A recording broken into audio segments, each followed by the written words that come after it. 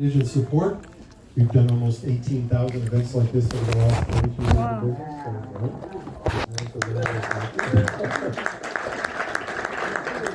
And Mitchell Kaplan, of course, has been at the helm of all that since day one. I haven't been here that long, but he has. So please go to our website if you want to check out any of the other events we do at all of our locations. We have a shop in Coconut Grove, and we have a shop in Bal Harbor. You can also give us your email address if you go to our website. We'll send you an email every 20 to 30 seconds or so about everything that goes on here at the shop. Please feel free to investigate our Books and Books Literacy Foundation. And we're doing thousands and thousands of books to underserved areas across the community every year. Also, thanks to Mitchell. But tonight is tonight. This, of course. Tonight is tonight.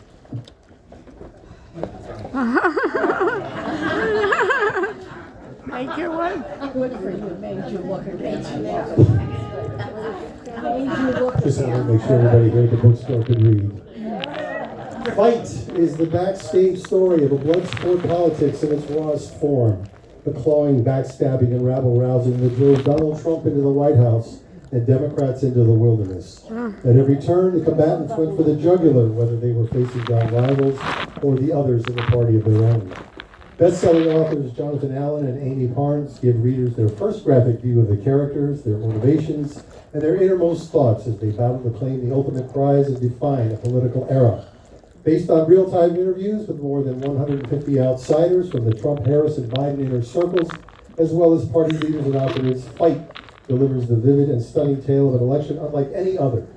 In the end, Trump overcame voters' concerns about his personal flaws by tapping into a deep vein of dissatisfaction within the direction of the country, and at the same time, Democrats struggled to connect with an electorate that felt gaslit by Biden's insistence that he had delivered economic prosperity and his pledge to be a bridge president. Jonathan Allen is an award-winning political reporter at NBC News. He previously worked as the Washington bureau chief for Bloomberg News and as the White House bureau chief for Politico. He's co-authored 3 prior books with his writing partner, Amy, 2 of which, HRC and Shattered, which we also have on sale, became New York Times bestsellers. Amy Parnes is a senior political correspondent covering national politics at The Hill. She previously worked as a staff writer at Politico, and during the first Trump administration, she was a CNN political analyst.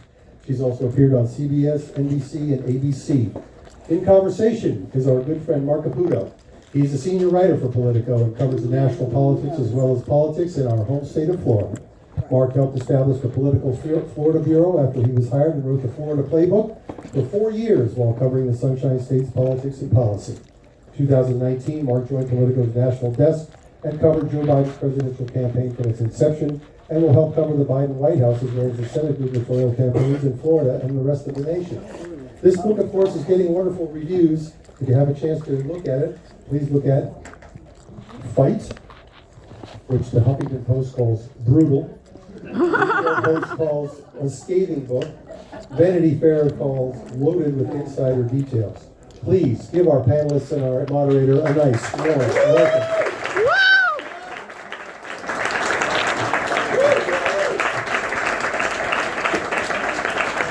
Is there a seating assignment? I'll go left. Remember them in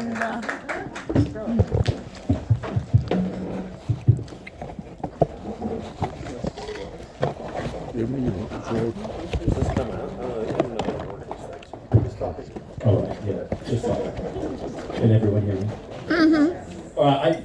This is really a pleasure for me because I worked with Amy at the Ill-Fated Messenger, a media startup that lasted for 9 months and less than a pregnancy. I don't want to finish that joke. And I worked with Jonathan before that at NBC.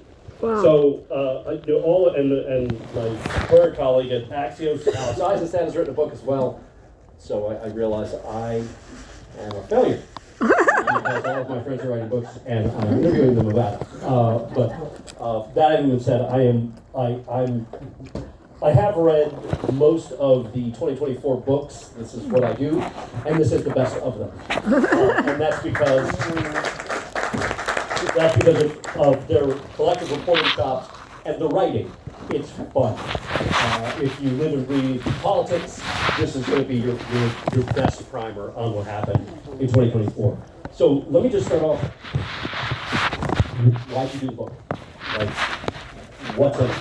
Well, You're good. so we weren't going to do this book, and I apologize. I have a bit of an ear infection, so Welcome to Florida. I'm a little muffled.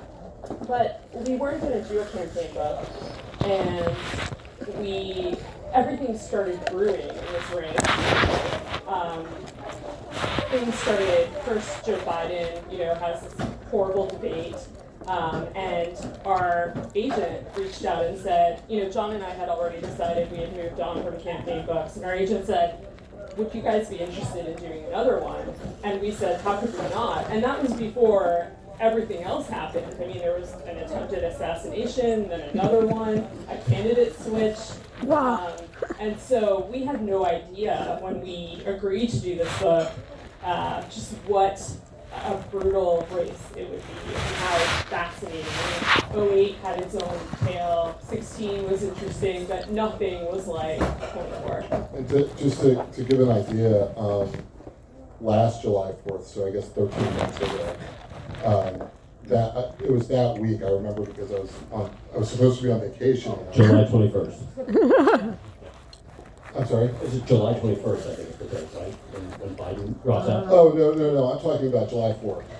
That week, I'm supposed to be on vacation. I've not been on vacation a long time. And I'm spending all week covering the Joe Biden post-debate mess. Wow. And so I didn't really get to take a vacation. And as Amy said, we got a call from our agent. And I really think that once we saw the Biden debate, I mean, Amy answered the agent first and said, well, you guys want to do a book on this election? And Amy said, yes, we do. And she was totally right, because as she said, like, she never predicted all the twists and turns, but we knew that what we were watching just after that debate was going to be, I hate to use the word unprecedented, because some things are actually unprecedented. We kind of knew that we were in uncharted, unprecedented territory, so we scrambled. What did you like most about doing it? I mean, everyone watched it, right? So we all had like a surface level understanding of what happened. But I think the fun part was digging into, well, what really happened on the fake news? How sick was Joe Biden? What was behind the candidate switch? Was Kamala Harris really unprepared to step in? Okay, hold on. Let me stop you. Look, I think the approach, and I'll start this way and kind of move through them, but I think the approach that we've taken, because this is our third campaign book, is, and this is something my father told me, and maybe a little bit of a trade secret. He read our first book on Hillary Clinton's State Department and how she used that time to try to set up to run for president. And he was the first reader because he did copy editing, and he moved commas and stuff. And then after our second book, which is our first campaign book, called Shattered, he said, oh, I really like this one. And I was like, what about the first one? And he was like, yeah, I didn't get it. And what he was saying was, and it's really important, one of the things that we strive to do is identify the moments in the campaign that are memorable for readers and take them behind those moments. In addition, as reporters and people who are trying to write something for history too, we try to stitch in the things that you should know and that you need to know. But we really try to hit those big moments hard. So, what did we find out about the debate? What we found out about the debate is that Biden kind of sucked at Camp David when he did his preparation. But the people around him had various explanations for that, including that he had a cold. And then the opposite was also argued that he was overprepared, underprepared. But what we found was that he was underprepared, that he had not done enough work. Not that enough work would have made a difference. I mean, I think it was shocking to everybody to see the President of the United States, the leader of the free world, bereft of coherent thought, even for a few minutes. Yeah. Right? You could make an argument all day long that every decision Joe Biden ever made was made cogently, but to see the leader of the free world in that state, I think, was shocking to everybody, whether you like the president or don't like the president. And so, we did some reporting on that. You can read through and see that. I don't have all of the answers to those questions all at once, though, because then what else will we talk about? I mean, Your amazingly combed hair. yeah. I I combed it with fresh buttered toast. So the pool house. The pool house was, I think, one of our better finds, and you know, Kamala Harris's people always made it seem like there was no preparation going into, they weren't doing anything. But the morning that Joe Biden steps down, her top advisors are meeting in her pool house in the Naval Observatory to plan what would happen when, you know, Joe Biden was going to drop out. And it's funny because when we asked people about it, people would be like, they would kind of skim over the pool house. And a source told us about it, and then we would go back and ask someone about the pool house, and they were like, "Oh, you know about the pool house?" Oh, well, then let me tell you about the pool house. Yeah. So I think that was one of the more revelatory finds, that she was actually, you know, actively preparing to step into that. I was just going to say what's so exciting about that moment, or what's, you know, fascinating about it is her team is like, you didn't have the house. She knows what's going on. They're in the middle of this meeting, and they're like, well, he's not going to drop out like tomorrow or the next day, but maybe at some point he drops out. Like, who do we call? And they brought people in by Zoom. Mignon Moore, who's one of the leaders of the Democratic Party, she was running the convention, was brought in by Zoom, and they're trying to figure out who rules the party. And the meeting gets broken up by the gentleman who is Kamala Harris's sister's son, her nephew, I guess. Or grandnephew, maybe, nephew. At any rate, he breaks up the meeting and he's like, she needs you. And they all go like running into the house and upstairs to her like personal quarters, and she's on the phone with Biden. Mm-hmm. And he is telling her that he's dropping out. And the story that you heard in the news from that time was Biden called and said, I'm dropping out. She said, are you sure? And he said, yes, and I'm endorsing you. And that's not what happened at all. Biden said he was going to get out. And then she said, well, he said, I'm going to make a statement. And she said, well, are you going to endorse me? And he said, well, you know, you've got my support. And she says, no, like, are you going to endorse me? And they go back and forth, and they even get off the phone at one point and get back on the phone again. What Biden wanted to do was breathe for a few days. He wanted to, like, get out, let his statement get out, take kind of I like to call it a valedictory lap about how, you know, magnanimous he was in getting out, and then maybe endorse her. And she understands in this moment that Barack Obama and Nancy Pelosi and some of the other Democrats are looking to have some sort of competitive open convention. And she realizes she's in a race against time, so she says to him, hey, you need to endorse me, like now. And eventually they work it out, and if you'll remember, there was a Biden statement for him, and then, you know, 20 minutes later an endorsement for her. And we go through all the details of that. Is it like at 1:18 p.m., some obscure time or something like that? Yeah, it could have been done better. And then, you know, then we take you through that whole race that she does, which is like a good sign of strong internal politics. That she gets on the phone with everybody that she needs to get on the phone with, and she, by the time, you know, by the afternoon, she's basically got the nomination out. Like, I know, like, you know, we in the news media draw it out a little bit, but once she had Biden and then she calls Bill and Hillary Clinton and they're like, we're on board, she's got half the living presidents already on her side in the Democratic primary, half the living Democratic presidents. So it's pretty much over at that point. But even Obama, she gets Obama on the phone, and he's like, he's kind of like Biden. He's like, yeah, no, I'll do what I can to help you. And she's like, you're a person. And he was trying to set up, he was doing calls that day to try to set up this open convention. And so she's racing against the clock. Okay, so what do you, I guess we'll maybe depart a little from the book. What's your takeaway on Kamala Harris? Like, what have you learned about Kamala Harris in both the writing of this book and in your reporting ahead of time and what you're seeing now? I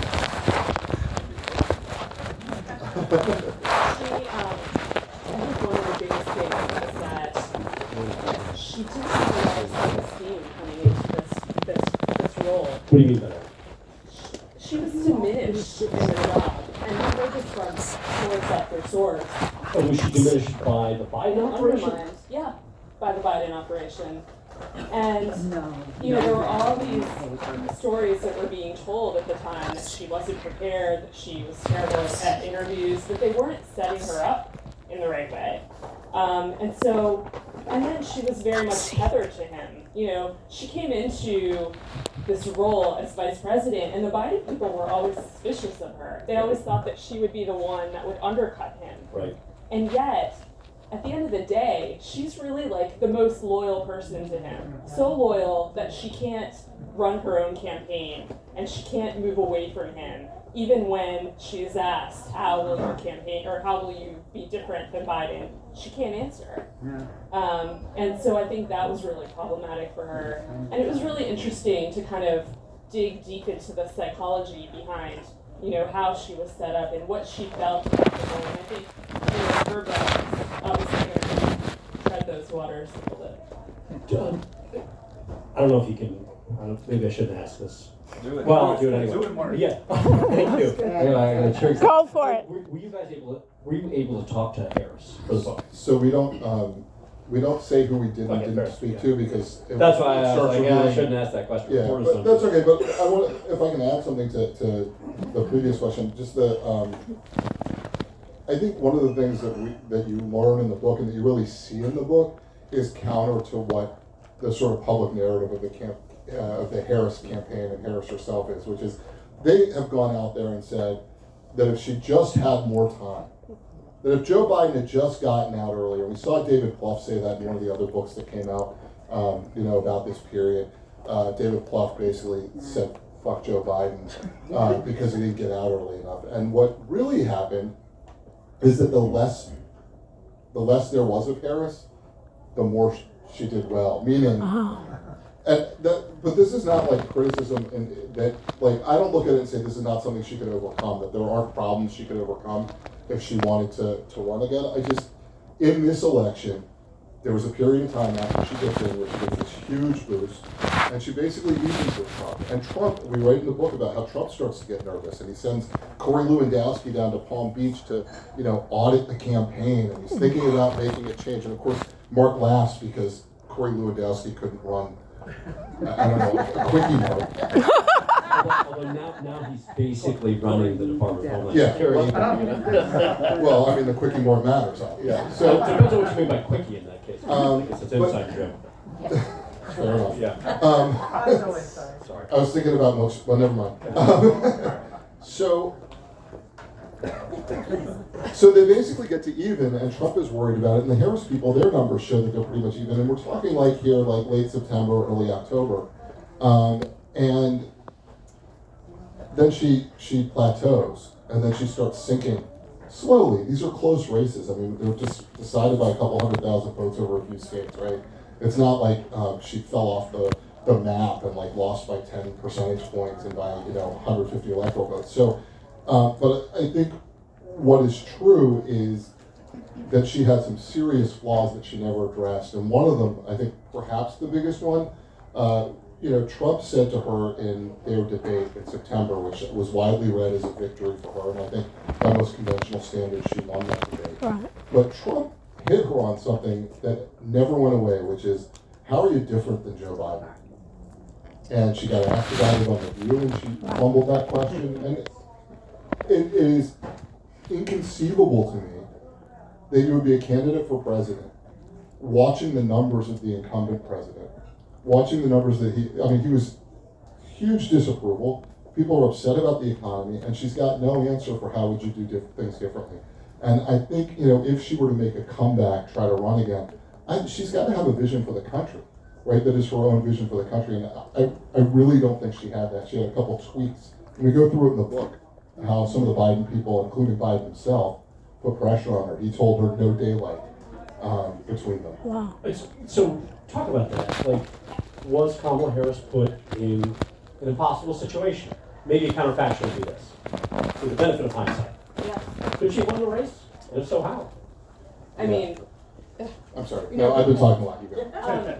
I think, if she likes to think that if the election, as John said, went on longer, that she could have won. She was put in a weird situation. She came in, she doesn't really have her people. We go into this in great detail in the book, but she relies on Joe Biden's people, who are not her people. And when her people come in and try to kind of take over, they're kind of pushed aside and relegated to a back room. And I think that was part of it, and I think she never really found her footing. They felt like they could run out the clock in a lot of ways, and you saw that kind of go into the convention, run out the clock, but after the convention, there was a lot of time left on the clock. And I don't think they really realized that, and Trump really capitalized on But that. again, counterfactual, but like, what could have happened differently, realistically, that she could have done that would have made a difference? So, I mean, Or was it a fait accompli? Was So, like like, Trump So I think gave it's the what, stars, right? no, I mean, I think it's what I think it's what I was saying before, or alluding to before, which is, like, there was a point at which they were basically dead even. Yep. Maybe a point one way or the other.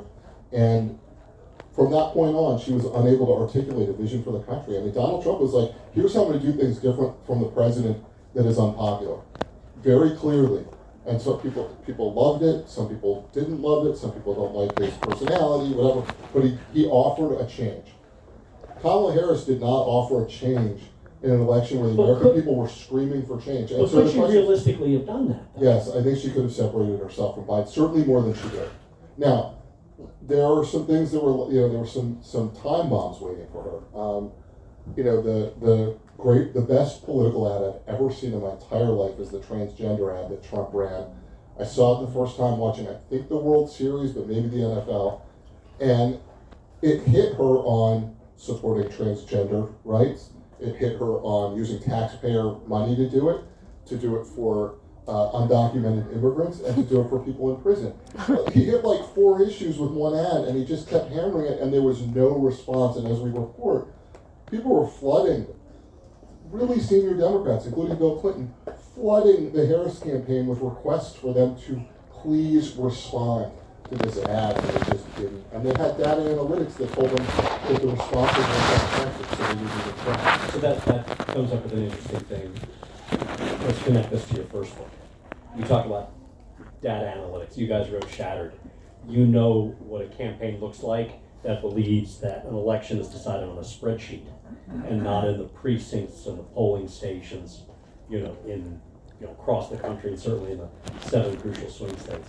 Can you talk a little bit about the Harris campaign, to a degree the Biden campaign's mindset about data and numbers over people? Yeah, in a way, it was very much an echo of 16. The Clinton campaign was very heavily reliant on data. Bill Clinton at the time was like, come on, you need to, he has a real good feel for these types of He's things. Bubba. Yes, talking to people, going out face to face, connecting with them. And that was, if people had read Shattered, they would have understood that you can't really just rely on data. There has to be some of that human touch. Right. And I think that was a huge downfall for this particular campaign. It's like they never learned their lesson. They were running the same playbook.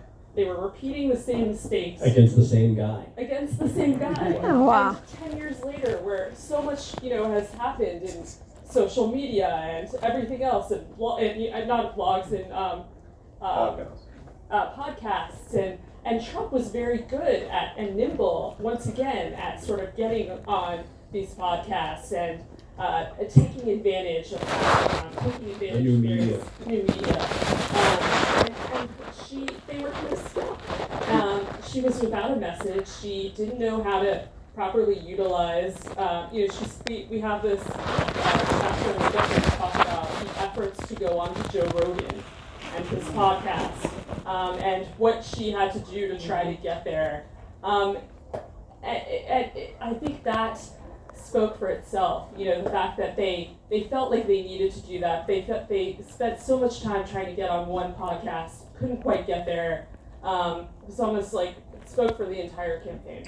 I mean, I think one of the differences, and this is true of both of the Democratic candidates, the Democrats and Trump, is that the Democratic candidates are waiting for Biden and Harris, and particularly Harris, they're waiting for their staff to tell them what to think. And Trump's staff is waiting for him to tell them what to think and how to respond to things. Yes, they're worried every time he goes on a podcast about what he's going to say and what they have to respond to, but he doesn't have to think about what he's allowed to say. Right. And so to the extent that people think that he is authentic, that word gets used a lot, and his critics say that he isn't because they hear him say things that aren't true, the authenticity is that he is saying what he thinks in the moment, or what he thinks will be good for him in the moment. And so, I don't know, came off as more himself. Yeah, Mike, I know this isn't the book, like, my aside, I realized the other day, I think counterintuitively, two of the things that we all missed, including me covering the campaign, was I do wonder to what degree Trump was almost preordained, not by God or anything like that, but or by Satan, depending on where you stand on it. We'll be at Temple Shalom in about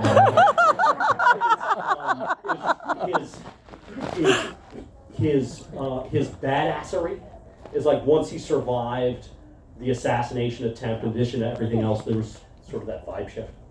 And then the main thing we missed was his insane comment at the debate about how Haitians Right. they're Eat eating dogs. the dogs. But what we forget is that there's this whole life on social media people have, and people started to do TikTok dances to it.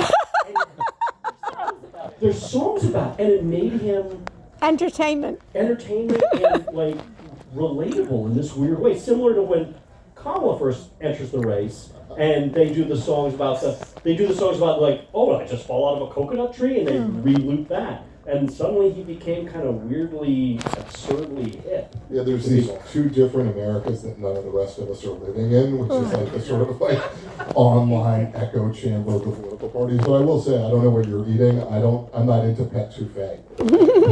Mushrooms. That's what we're having. You talked about the drama in the campaign and the handover. One of my favorite characters is Jen O'Malley Dillon, Who's that? who you guys, I think I bookmarked it. I read it. I was like, oh yes.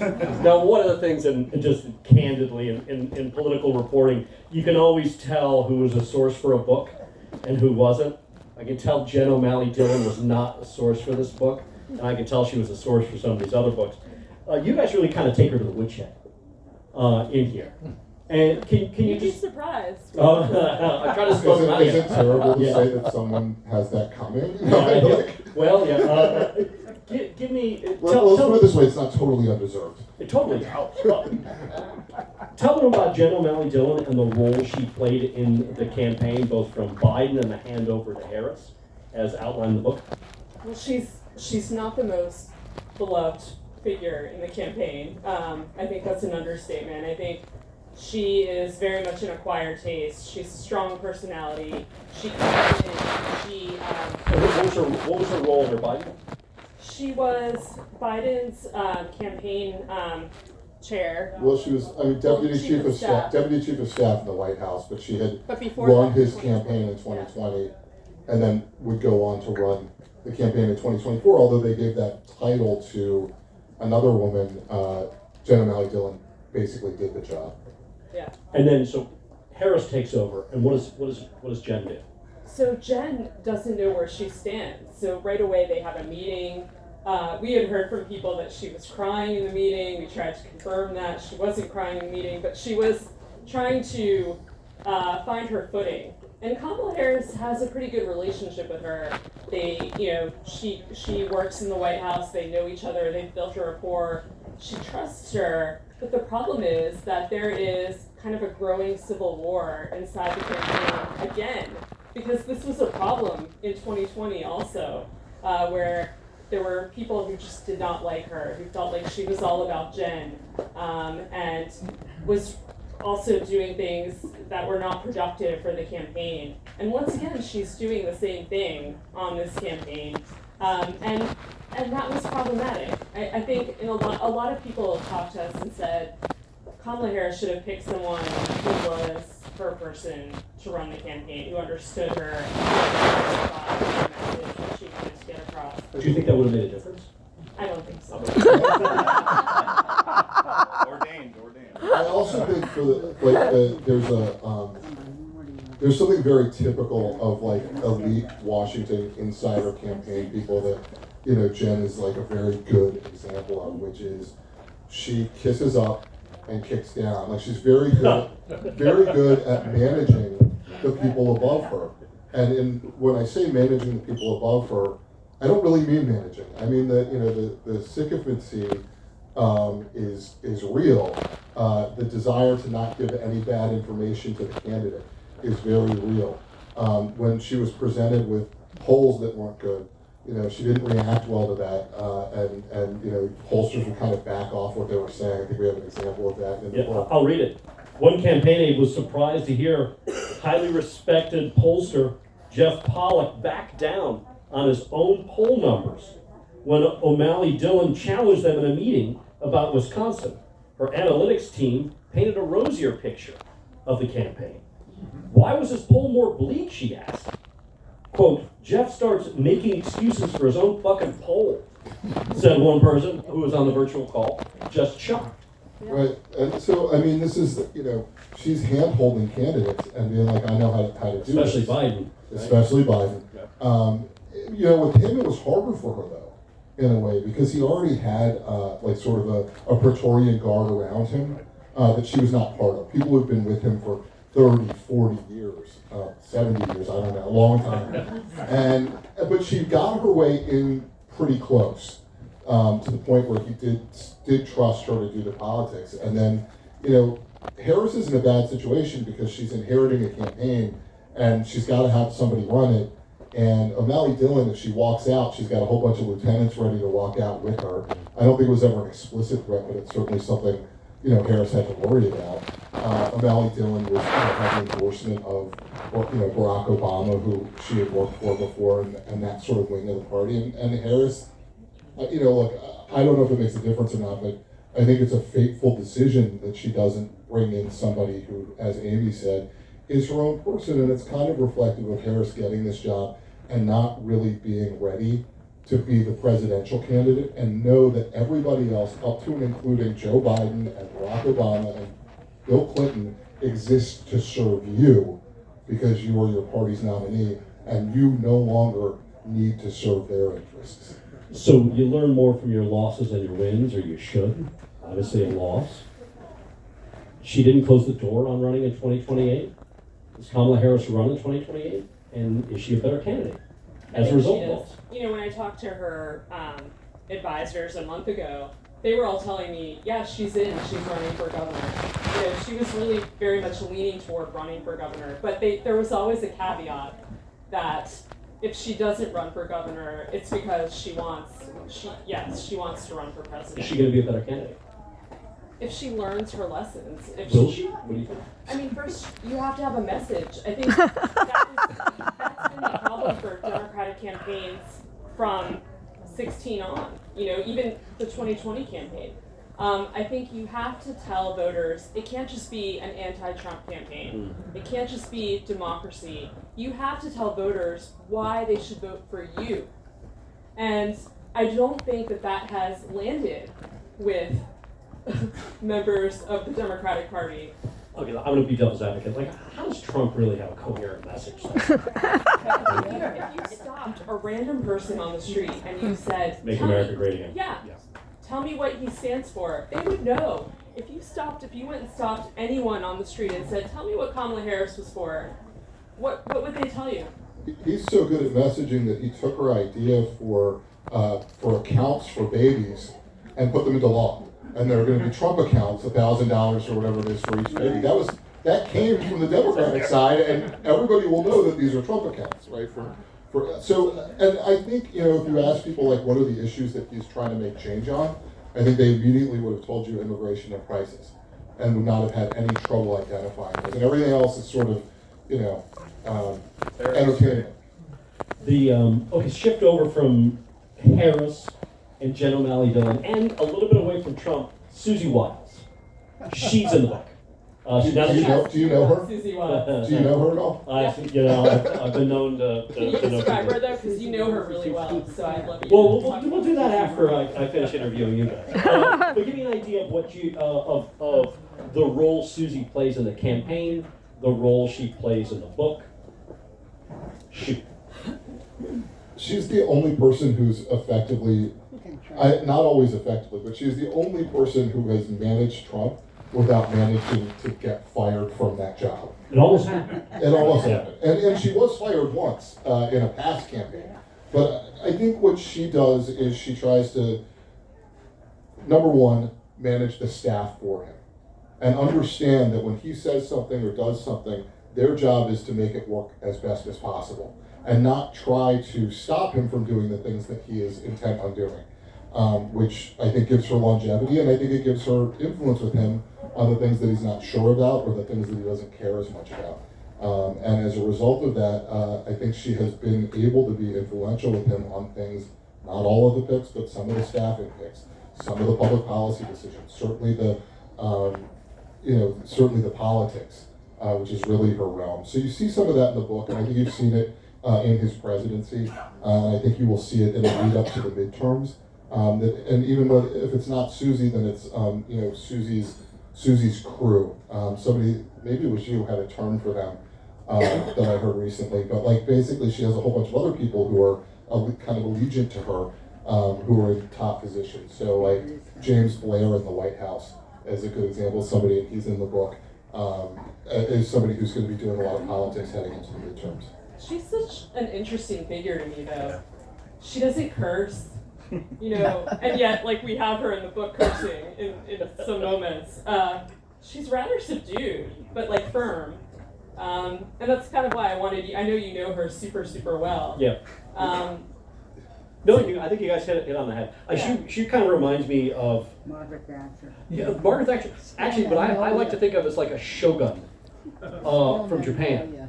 In that she has all of these swordsmen around her who are just willing to go and just cut off heads for her. And candidly, I don't know if this is off the record or whatever. But I've told her, like, she'll be a multi-millionaire if she just does a book with 10 secrets to effective management, for what he said. And one of the things that she does very effectively, and it kind of links back to this sort of shogun idea, is this sort of selfless subordinate. One of the things her daughter had told me, I said, what's the best piece of advice your mom has ever given? And she said, know when to be indispensable and when to be invisible.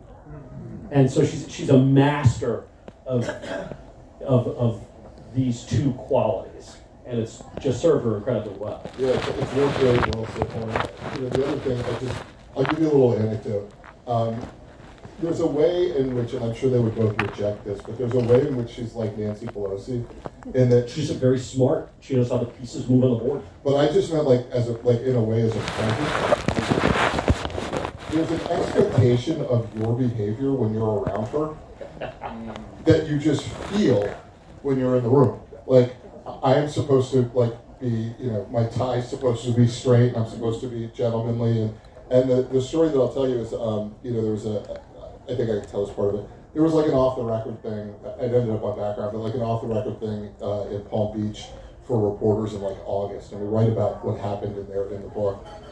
So that's why I say it ended up on background, not off the record. But I was with my NBC colleagues, and we got lost in the hotel, and we were like 5 minutes late, and everybody's already sitting, and they've already started. And I looked over at Susie, and I was like, "This is bad." And I was saying to her, and I just texted her, and I was like, "That will never happen. I'm so sorry we were late. That will never happen." She didn't say a word to me. She didn't even give me like a stink eye or anything.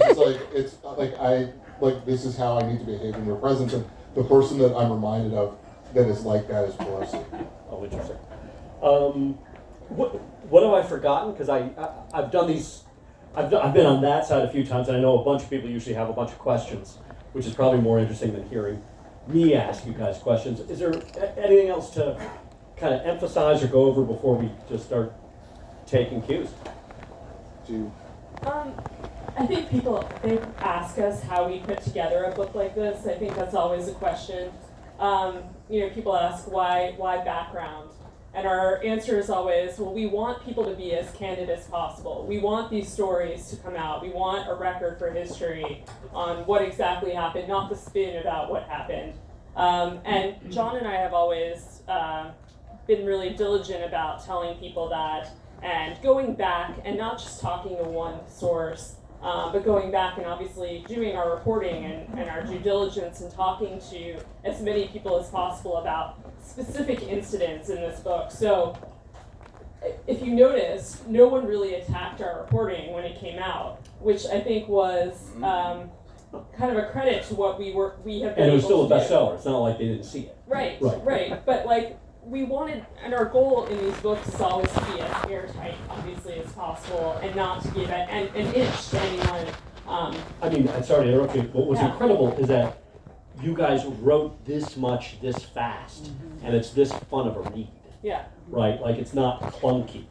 I can't remember, I should have highlighted, there were a few Easter eggs. I saw John playing games in there. We also don't keep our reporting. That's another myth. People think that we hold on to our reporting, but we really did the bulk of the reporting after the election, if you can believe it, and turned it around by January. Wow. Yeah, all right. We almost died. We pumped out, I think this is right, we pumped out 100,000 words in 5 weeks, which is 35 days. So we're talking about, and by the way, when I say 5 weeks, I mean every day. We took off 5 weeks from work, and we were doing interviews while we were writing. So it was a lot. But the one thing that I would say in terms of like ending up, what I want people to know, I think Mark was getting at this. We want to take you inside the rooms. If there were 5 people in a room, we think we talked to all 7 who said that they were in the room. And we want you to go through this election even knowing what the end is and still have that sort of that tension about it and still have that mystery about it and the drama and learn some things about what goes on in not only in this election but in elections in general. And I think we, at the risk of being immodest, sitting up here, I think this is our best book. You mentioned it was a bestseller, it was a #1. It's been optioned for film, so hopefully you'll get to see it on Oh, the wow. screen someday. Great. I feel like more of a failure. Mark taught me everything I know about Failure, yes. Go ahead. Thank you so much. I wanted to ask about the other book, The Elephant in the Room, is Original Sin by Jake Tapper and Alex Thompson. I found it funny when Mark started by saying, this is the best book of the 2024 election. I see the shade, but that's okay. Well, it wasn't, I mean, I work with Alex. Alex is a dear friend of mine. And that's a fantastic book as well. But that really, It's a different. that just really drills down into, he called it the Praetorian Guard. It was what they call the Politburo that surrounded Biden. So it was it wasn't really as much a campaign book per se. Yeah. So, I was go. No, finish up if you don't mind. Yeah, I was just gonna ask, have you guys read that book? I understand about it being a different subject, but I'm not trying to be condescending here. On Goodreads, on Amazon, it has a lot more sales, has a lot more views. Might be because of bad publicity. And I also noticed that you were talking about at the end about our sources. We get unnamed sources. We got real data, real fact checks. Is that kind of a jab on that book and Jake Tapper and Alex Thompson's book? What do you guys think about that? What is the difference between your two books? I'm not taking a shot at their book here or anywhere else, but if you want me to, maybe. No. Not if you ask. Now that you ask. So number one, I would just say on Amazon, if you look at the stars we're at, people like our stuff. But yeah, they sold more copies of their book. I think it was a spectacular story that they told. We did not come to the same conclusion that they did. Their conclusion was that there was a conspiracy, the cover-up they called it, in their subtitle. And when we went through all of the stuff that we could learn, and I've now read their book and I've read other books, I just don't see a cover-up. I see people doing their jobs in what they thought to be their jobs. You disagree with me? Yeah. Well, I guess let me it finish. depends on how you define cover up. So Amy and I took that question seriously because everybody was talking about it. We in fact have the words original sin in our book. We didn't call it that. Because there were Democrats who said the original sin is Biden staying in. And I think that's part of the story. That's a big part of the story here. But we thought about the term cover-up. And to me, that connotes something illegal. And we just didn't, what we found was more people trying to do what they thought was the right thing, and they were wrong about what the right thing was. We found people who did not speak up, who should have. But in terms of an active cover-up, I still haven't seen the email from Jill Biden or Tom Donilon or any of the other people around Joe Biden saying, hey, know this guy's cooked, but let's stand him up there like Bernie at Weekend at Bernie's. and tell the American people he's alive and he's actually dead. So far as I know, that doesn't exist. It's certainly not something we found. And so we were careful about that line. Like, do I think the Democrats were suffering from a mass delusion perpetrated by powerful Democrats who are closer to him and should have maybe said something or so, done something differently? Absolutely. Do I think there was like an active cover-up? We didn't get there. I having read both books, I don't, and maybe I'm, showing what I would like to call intelligence by reconciling contradictory things and holding contradictory things at the same time. I didn't find a conflict between your two books. No. It's just I I think didn't. they complement each other. I don't think there's a, go ahead, but I don't think there's a conflict. We just didn't find cover-up. Yeah, I'm sorry, I know you guys don't ask questions. But I have some bitter emotions of covering the Biden campaign in 2020 for Politico, because I remember being at Biden's launch in Pittsburgh, and I called my editor, Charlie. He's like, well, how would you think? I'm like, this ain't the same fucking guy, Charlie. I was like, there's something wrong with him. Like, he says, and I had to go to these events. You'd be in Iowa, and it's like 20 degrees outside. You'd be like, and then my son died. And it was just these depressing things. And I knew he was going to get crushed in Iowa. Knew he was going to get crushed in New Hampshire.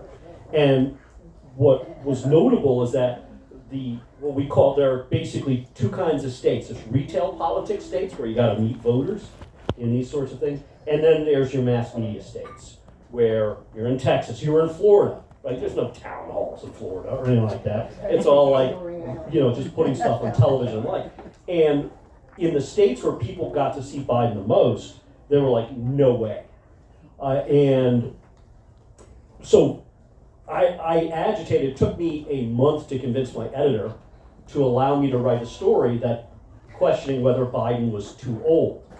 And Fernando Mondi's in the back there, and the only way I could do it is if I got a Democrat to basically admit the truth that he was dumb enough to tell the truth, and he got blackballed by the Biden campaign as a result of that, to give you an example of how they work. So I think there was generally a cover-up. Understand that campaigns are marketing campaigns.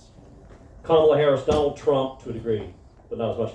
Joe Biden, all these people are sold the same way that Coca-Cola sells soda or McDonald's sells hamburgers. The difference is McDonald's doesn't use half of its ad revenue telling you that Burger King is going to get you cancer. So they just did an effective job of kind of marketing their candidate, the Biden product, putting it in front of the buyer.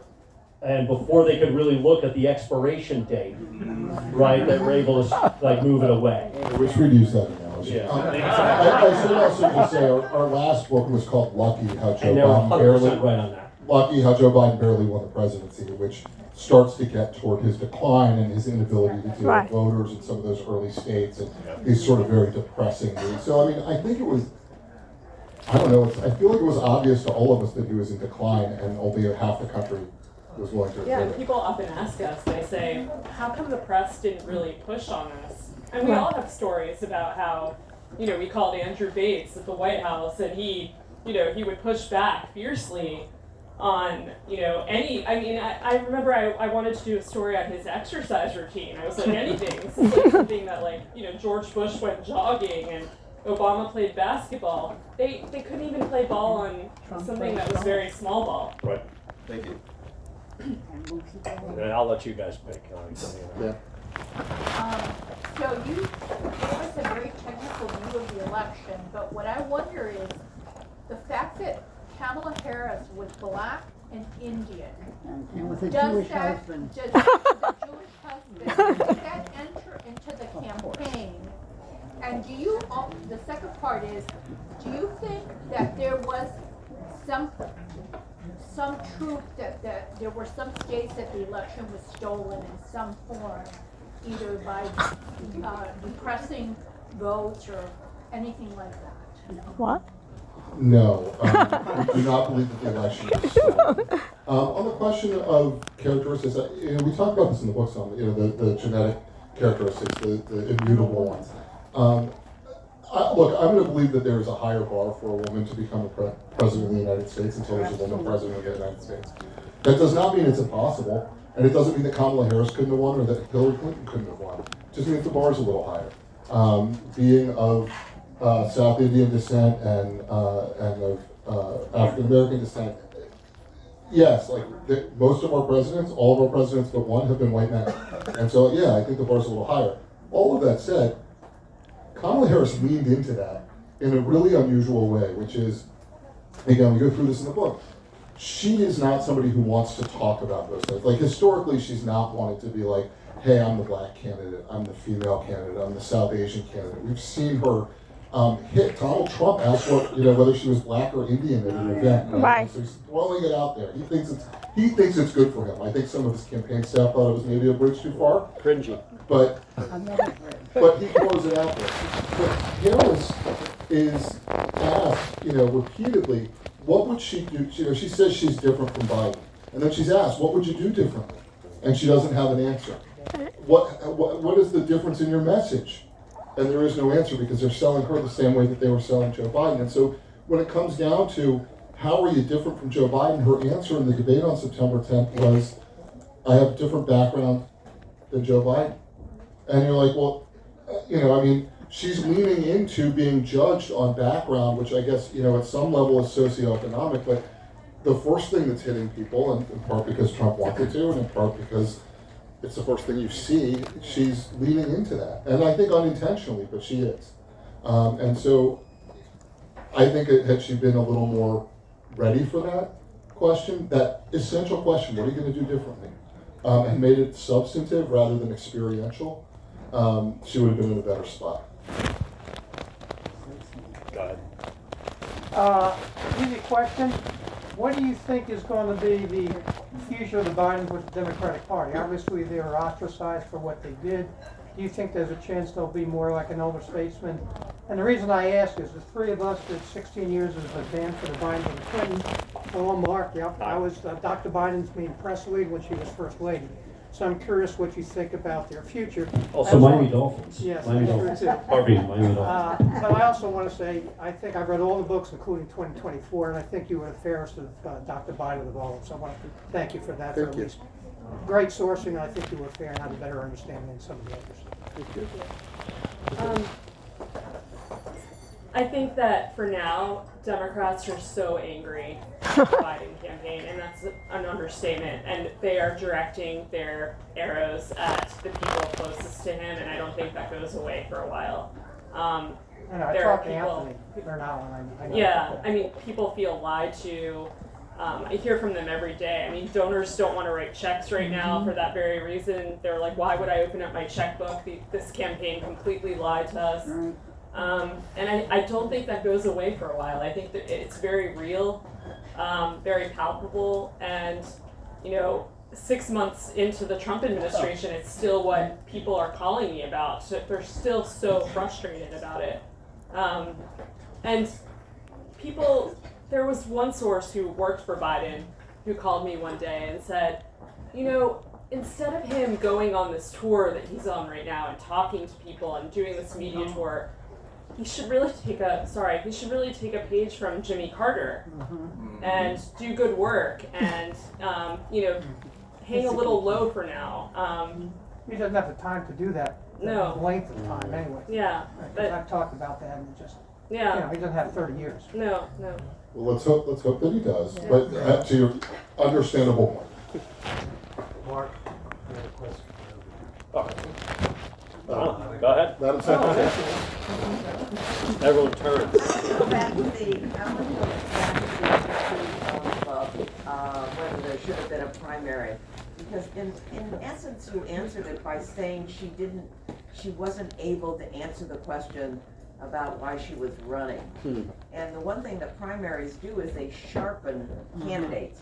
And I'm reminded of Ted Kennedy when they asked him why he was running. He couldn't answer the question.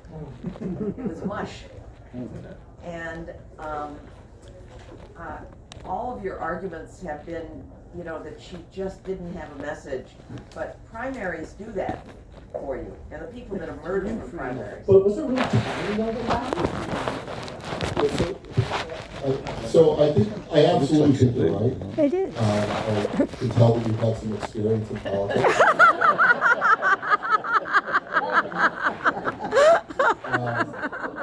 And she held town hall meetings. And honestly, I think we're flattered that you came to the event tonight. You're absolutely right. Primaries do that. I think there are a lot of Democrats who believe that Joe Biden in 2022 should think about whether or not he should run. And the White House is really powerful. You know, when you run the White House, when you won the last election, and you put all of the people in place in the Democratic National Committee, and all of the delegates to the last convention were your delegates, and all of the pollsters are looking for work from you, and like, it's very powerful. And they were able effectively, you know, on a purely political level for Biden, very effectively to keep everybody else from even thinking about running against him. You know, Gavin Newsom was going to run, and Whitmer was going to run. All these people were going to run, and they didn't run. And the Democrats didn't get through. And by the way, Jen O'Malley-Dillon and the other folks at the White House did a really good job of rejiggering the primary calendar so that South Carolina would go first. It was another threat, right? Biden will win South Carolina, you're going to lose if you get it. So I think you're right. Yeah, primary does sharpen those arguments. And we don't usually see president's primary. And when it's happened in the past, it has not been a successful endeavor. And it's usually hurt the party's power. You mentioned Ted Kennedy before. His campaign was pretty devastating, I think, to Jimmy Carter. So, I mean, yes, I think you're absolutely right in the general premise. I'm not sure how they would have been able to put that together, you know, for a 3-week, 4-week, whatever it was before the convention, and pull it off. And I think Kamala Harris's ability to wrap up so many endorsements so fast was an indication that a lot of other people did not think that that was something that could go through. Let's do 2 more, go ahead. Yes. I was thinking about, number one is, what do you think the future then of the Democratic Party is now? Because you see now what people are saying, it's flailing. Nobody knows what message they have. And number 2 is her vice president. It seemed to me that everybody's saying, why shouldn't she pick the governor of Pennsylvania? She at least could get Pennsylvania. And I thought that maybe he would upstage her. Yeah. That she would feel like he looked better than she did. Yeah. On the Democratic Party piece, I mean, that's my beat right now, the rebuilding of the Democratic Party. And it's not going well. I mean, no. It doesn't have an identity. It doesn't have a leader. It's rudderless.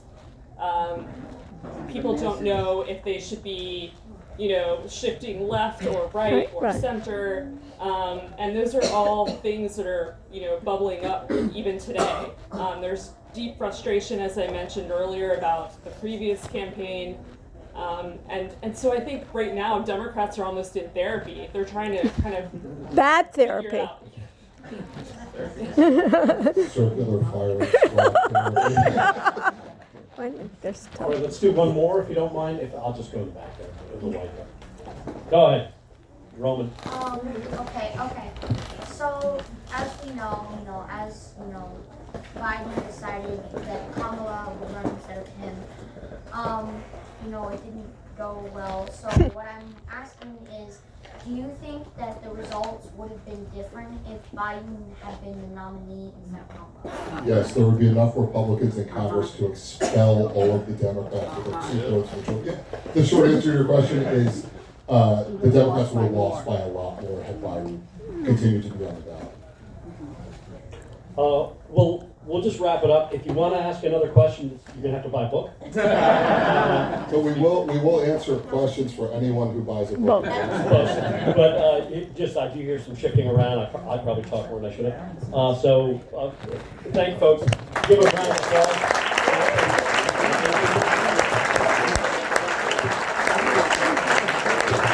Thanks, everyone. Thank you all so much. Can we get another round? Come on.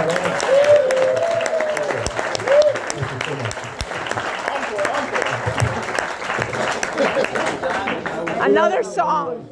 Folks, the books are for sale behind the counter. The signing is going to be on the other side of the store in the other room. So after you buy your book, head on over there. Thank you so much for coming.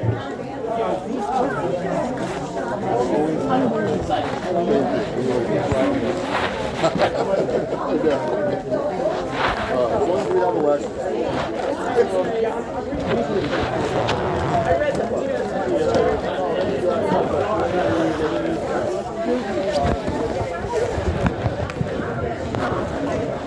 So what did you think? What? Oh, she is? Right? She should have spoken more. That's great.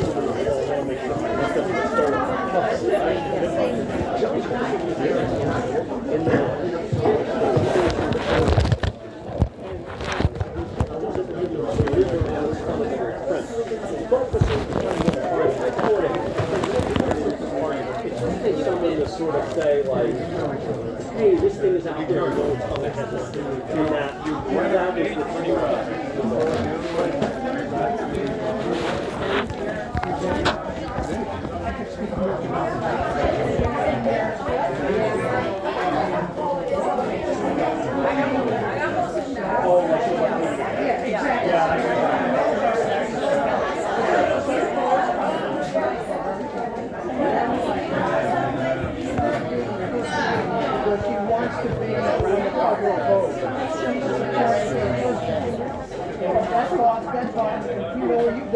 I don't know a little bit.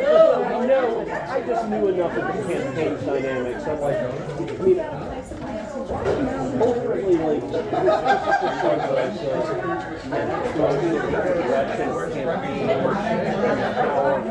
never thought Joe was going to cry. And when asked me that,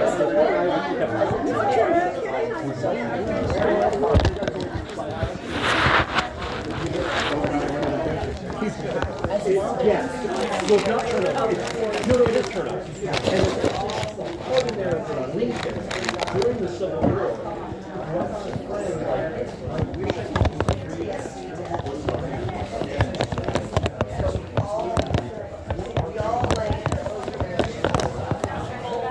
Did you ask anything?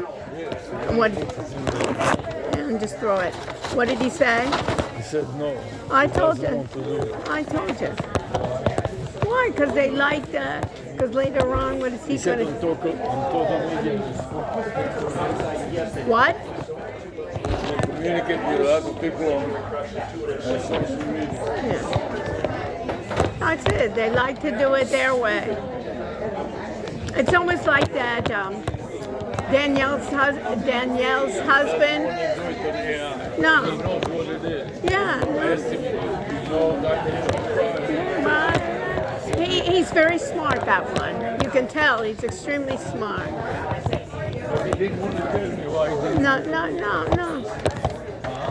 Because he'll be out of a job, he thinks. Think that he could replace it? Not replace him, but he loves it. He loves the writing. These are people. Not writing, it's about. No, but they love that personal effort, and you can see that he basically dominated her. You know what I mean? He really. Why do they object so much to AI? Yeah. Because yeah, one is they're good writers to begin with. Tell me, it's like she writes music and she's really great in music, and she really just loves the process of writing music. It's almost like why do you fuss with all your projects with figuring it out? Because you love the process a lot. Like, what are you taking an umbrella? How many umbrellas have you taken? And if somebody looks at that, they would say, what are you wasting your time with fixing umbrellas?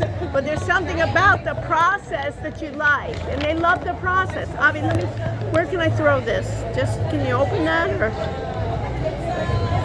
Yeah.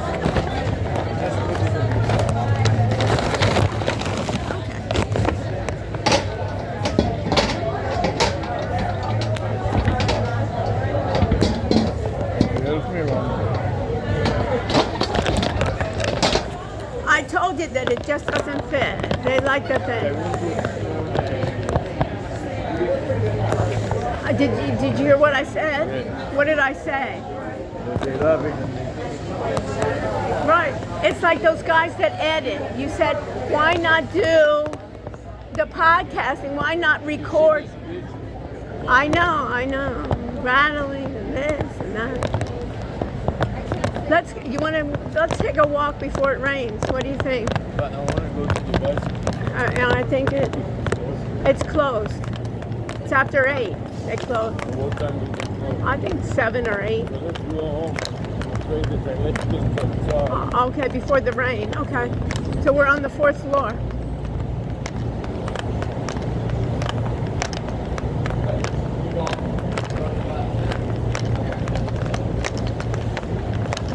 We'll go to 4th. It'll take a while till we find somebody to stand with. So what do you think? I thought it was excellent. It was outstanding. I was. Yeah. I thought so. I had no plans to buy the book. But really? But I bought the book. So what do you think is going to happen to the Democratic Party? Oh my God. You know, I did everything I could do to keep this bull from getting elected. I'm retired.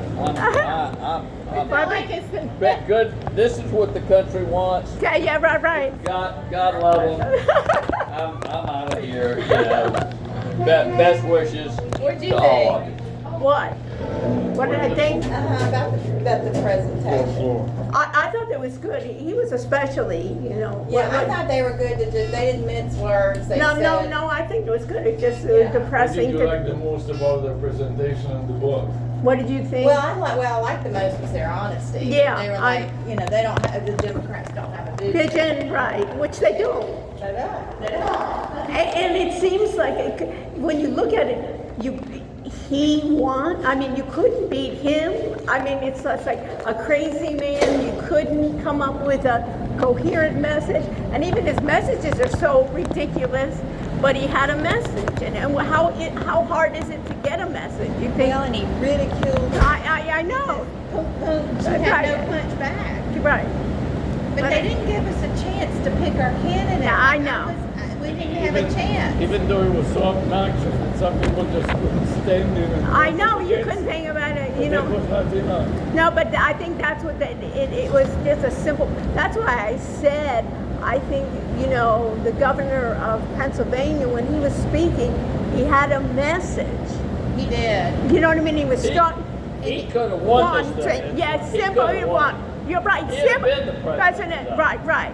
They make a Simple. mistake not to make it like Because if he was there, when you saw him, you say, yes, I understand. Every person could understand. There was an accident. We needed a man to run as president. What? Because I think people relate to that more. Yes. And he was a young, energetic, successful man. I don't want any more old people. The old people. But I'm just saying, that's why I think she didn't pick him. Because he really... Well, and also the Democrats didn't really endorse her. Obama was Nobody was really behind her. That's why they needed to do this mini election. Primary. So, Nobody, yeah, a primary. If they'd have primaried, we had a chance. Yeah, even a week. Right. Yeah. But that was a big mistake. Okay, but anyway. See you next time. Prayers. Prayer. Ordained.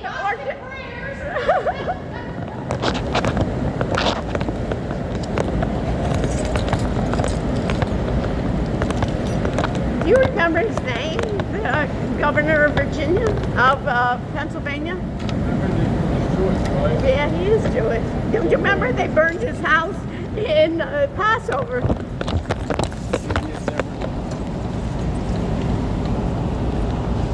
Let's go before the rain, huh? Maybe I can take you Yeah.